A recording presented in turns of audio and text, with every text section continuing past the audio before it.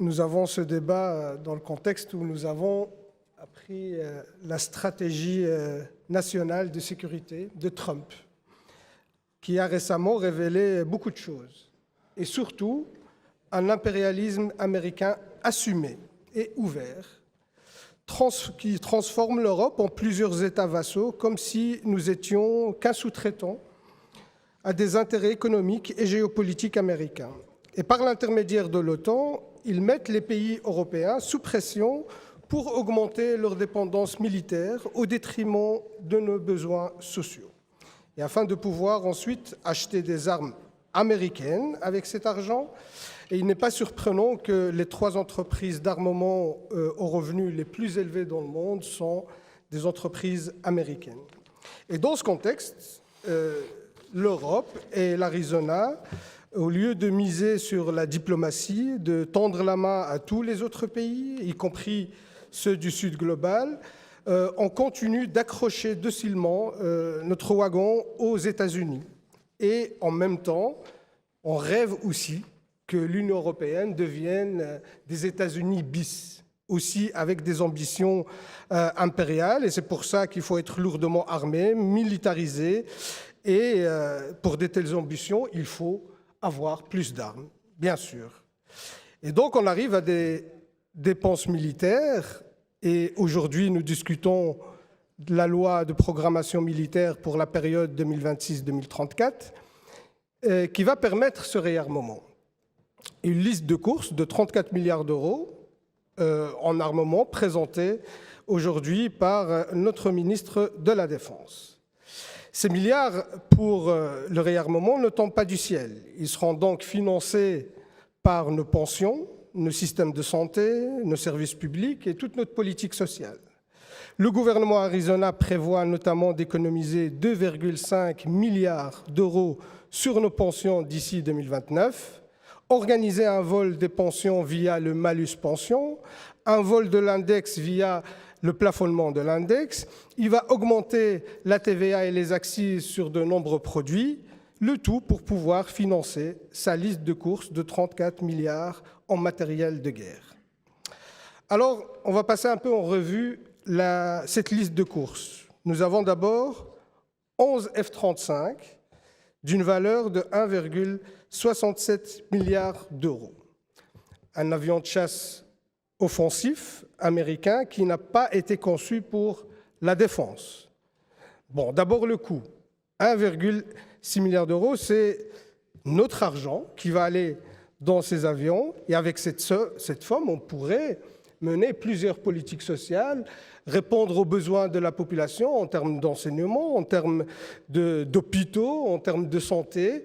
Mais non, on décide de le mettre dans 11 avions de chasse F-35 supplémentaires aux 34 avions qu'on a déjà achetés avec le gouvernement de la Suédoise. En plus, c'est un avion offensif. Et d'ailleurs, Monsieur le ministre lui-même a vanté sa supériorité et la supériorité des F-35 lorsque Israël a bombardé l'Iran et que vous avez trouvé ça super parce que c'est un avion efficace. Cela montre à quoi sert réellement cet appareil. Attaqué selon une vision stratégique. Les F-35 sont adaptés à la destruction, je cite, d'objectifs stratégiques en profondeur sur le territoire ennemi. Ce n'est pas pour défendre notre espace aérien, c'est pour attaquer dans un autre espace. Le caractère principal de l'appareil, selon vous, est qu'il permet d'opérer dans un espace aérien contesté, c'est-à-dire un espace ouvert ou couvert par la défense antiaérienne ennemie. Et récemment, on a par exemple vu des F-35 américaines patrouiller autour du Venezuela en attente d'une invasion terrestre imminente. Cet avion de combat nous rend aussi dépendants à 100% des États-Unis. Et même Conor Rousseau, qui est un partenaire de votre majorité, nous le dit, je le cite, « Les F-35 ne peuvent pas voler sans que Trump ne donne son feu vert ». Ce n'est pas Raoul Ledebo, c'est Conor Rousseau qui le dit. Et les États-Unis conservent le contrôle sur pratiquement tous les aspects. La logistique, l'armement, la formation, les logiciels, les systèmes radars, les pièces de rechange, etc., etc., etc. Alors que, au-delà de ces aspects-là, c'est un avion qui a beaucoup de problèmes techniques. Un des 4 appareils, d'ailleurs, qui devait normalement arriver le 13 octobre 2025, sous grande fanfare pour notre nouvelle livraison, un des 4 était en panne. Il n'y a pas plus significatif sur l'état technique de cet appareil. Et d'ailleurs, selon le gouvernement Accountability Office, le F-35 comptait encore 821 défauts non résolus début 2023. Et je ne pense pas que les 821 défauts sont résolus aujourd'hui, vu que l'administration américaine elle-même a annulé la moitié de sa commande pour des problèmes techniques. Et est-ce qu'on a besoin vraiment de ces F-35 ? Parce que l'argument d'une menace russe ne tient pas pour les avions de combat. Comme j'ai dit, c'est des avions qui sont offensifs. L'OTAN dispose actuellement de 5 fois plus d'avions de combat que la Russie, les États-Unis à eux seuls ayant 3 fois plus, et les pays européens de l'OTAN le double.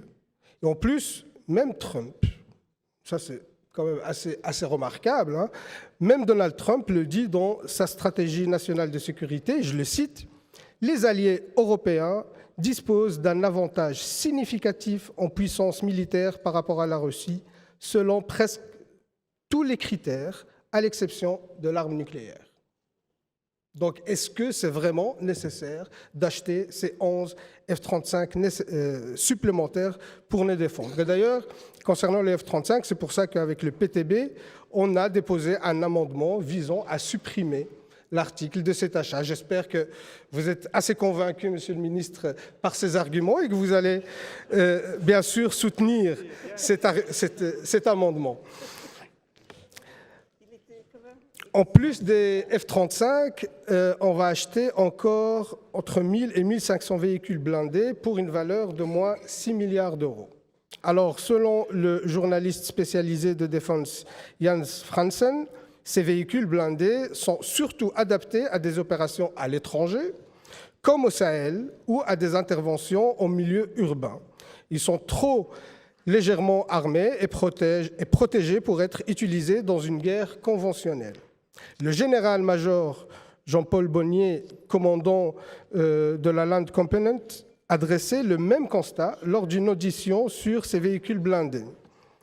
Il dit, je cite, « Tôt ou tard, une décision politique sera prise pour être à nouveau présent en Afrique et en ce sens, le raisonnement de 2018, lorsque la décision concernant le Camo a été prise, reste toujours valable. » Donc c'est pour l'Afrique, ce n'est pas pour défendre le territoire belge ici. Et entre-temps, on apprend, d'après le plan opérationnel de 2026, que, Monsieur le ministre, vous avez pris la décision politique de renvoyer des militaires en Afrique. Donc il y a toute une logique derrière, en fait, toutes ces dépenses militaires. Ensuite, nous achetons un 3e Sky Guardian et nous allons armer l'ensemble de nos drones pour un coût total de 500 millions d'euros. Selon le GRIP, Groupe de recherche et d'information sur la paix et la sécurité, et je cite, « En effet, l'évolution des conflits en Libye, au Haut-Karabakh et en Ukraine a démontré que ce type de drone ne pouvait pas opérer à partir du moment où des défenses aériennes se modernisent et se resserreraient.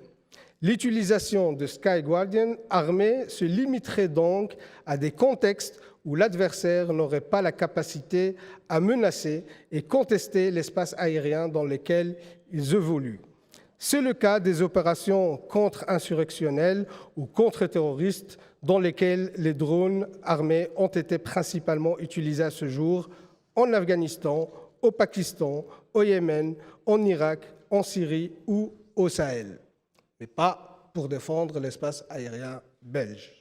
Et vous avez annoncé vendredi dernier les endroits dans le monde où vous souhaitez être militairement présent. Et je peux les énumérer brièvement.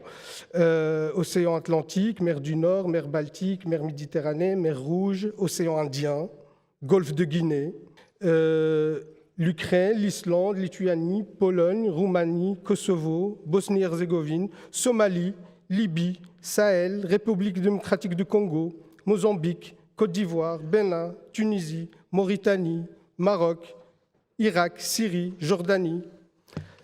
Donc, vous avez ainsi annoncé que vous souhaitez déployer l'armée pour lutter contre les flux migratoires en Afrique. C'était un des éléments avancés, notamment à l'aide des drones, comme si davantage d'interventions militaires pouvaient assurer la stabilité et réduire la migration. Alors là, je vais prendre un exemple qu'on ne pourrait pas soupçonner d'être proche du PTB, Dominique de Villepin, l'ancien ministre français des Affaires étrangères, qui en 2003 avait refusé d'ailleurs la guerre contre l'Irak au Conseil de sécurité de l'ONU. Il exprimait ainsi, je cite, « Il est temps que les pays occidentaux, l'Europe et les États-Unis tirent les leçons de l'expérience depuis l'Afghanistan. Il y a 15 ans, nous sommes intervenus militairement à de nombreuses reprises, Afghanistan, Irak, Libye, Mali, et avec quel résultat ? En 2001, il n'existait qu'un seul foyer de crise terroriste centrale. Aujourd'hui, ils sont près de 15. Cela signifie que nous les avons multipliés. » Alors, nous devons commencer à nous pencher aussi sur les véritables causes. Si vous voulez vous attaquer à la migration, il faut voir c'est quoi les véritables causes, telles que, par exemple, quand il y a un génocide comme à Gaza, c'est une cause d'immigration. Si on mettrait les moyens pour mettre fin au génocide, on aurait moins de réfugiés palestiniens parce qu'ils ne vont pas fuir le génocide. Quand il y a la guerre prolongée au Soudan pour aussi la lutte des minerais, et on parle même aussi d'un génocide au Soudan, oui, c'est une cause de migration. Et quel est l'effort que nous, mettons pour mettre fin à ces causes ? Ou encore, quand il y a le réchauffement climatique qui entraîne une expansion rapide du Sahara, entraînant la perte de millions d'hectares de terres fertiles et la privation de moyens de subsistance pour des millions de personnes, ou encore la pêche industrielle organisée par l'Union européenne le long des côtes ouest-africaines, subventionnée à hauteur de milliards par l'Union européenne et qui laisse les populations locales et les pêcheurs locaux sans source de revenus, et ceux qui vivaient de la pêche. Donc la présence militaire, ce n'est pas elle qui va régler le problème de migration comme elle le prétend, non, elle est la cause de cette migration. Donc, si on veut y mettre fin, je pense que c'est plutôt d'autres moyens diplomatiques, d'autres moyens de prévention qui doivent être mis en place et pas renforcer une méthode militariste qui a prouvé son inefficacité ces dernières années. Et la présence militaire, au fait, ne profite qu'à un seul groupe, les multinationales qui veulent exploiter le continent pour réaliser des profits au détriment des populations locales. Et vous l'avez dit sur Facebook, Monsieur le ministre, vous ne le cachez pas d'ailleurs, en faisant référence à, je cite, « la course aux minerais au Congo et au rôle de la Belgique dans ce domaine ». Et vous ajoutez également « l'Europe et les États-Unis doivent rapidement accroître leur part de marché dans l'extraction des minerais. Cela devra se faire ici au Congo. La Belgique peut y jouer un rôle clé.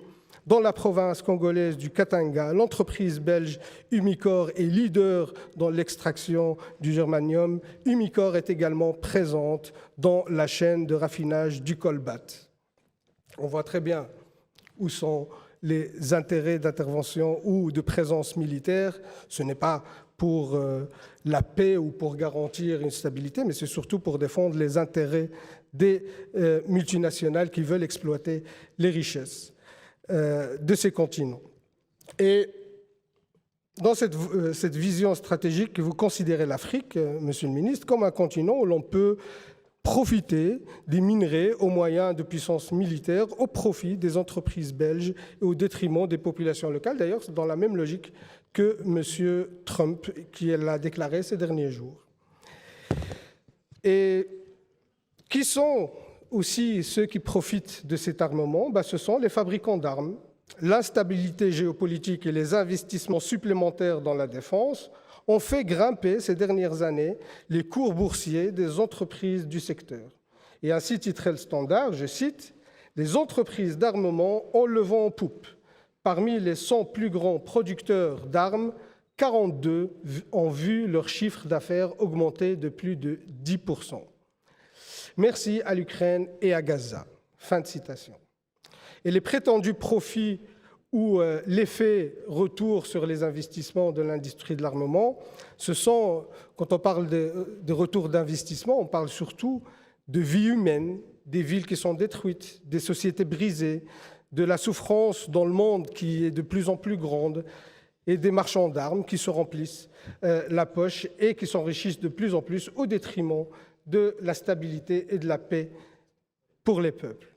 Et maintenant que le président américain Donald Trump et son homologue ukrainien Zelensky affirment être proches d'un cessez-le-feu, les investisseurs appuient sur le bouton de vente.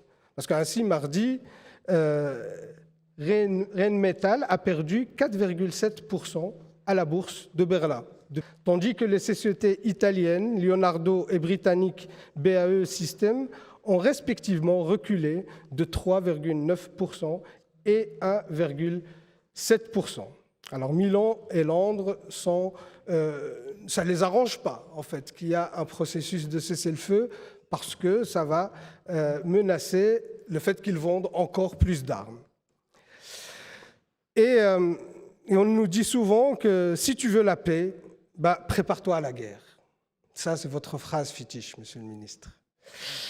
C'est dans les quartiers généraux politiques et militaires la justification de la montée en puissance militaire en Belgique et en Europe, avec la dissuasion comme élément central. La réalité, Monsieur le ministre, est différente. Si tu veux la guerre, prépare-toi à la guerre. Mais si tu veux la paix, il faut préparer la paix.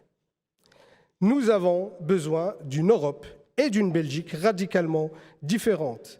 Pas d'une Europe qui suit aveuglément les États-Unis, et pas non plus d'une Europe qui copie le modèle américain ou l'impérialisme américain. Nous devons dire non à la militarisation. Nous avons suffisamment de moyens pour nous défendre. Ce que nous devons rétablir, c'est notre diplomatie, notre capacité à résoudre les conflits de manière préventive, et c'est ça qui nous manque aujourd'hui, c'est qu'il n'y a aucun investissement dans la voie diplomatique et on mise tout sur la militarisation. Et d'ailleurs, ce n'est pas pour rien que l'Europe aujourd'hui se retrouve sur la touche quand il y a des négociations de paix pour la guerre en Ukraine. Alors, pour nous, Monsieur le ministre, la défense doit garantir avant tout la protection du territoire et la sécurité de tous, en Europe comme en Belgique, mais pas les intérêts économiques des multinationales partout dans le monde. Nous orientons notre politique de défense, comme j'ai dit, vers une protection de territoire et non vers des aventures militaires à travers le monde.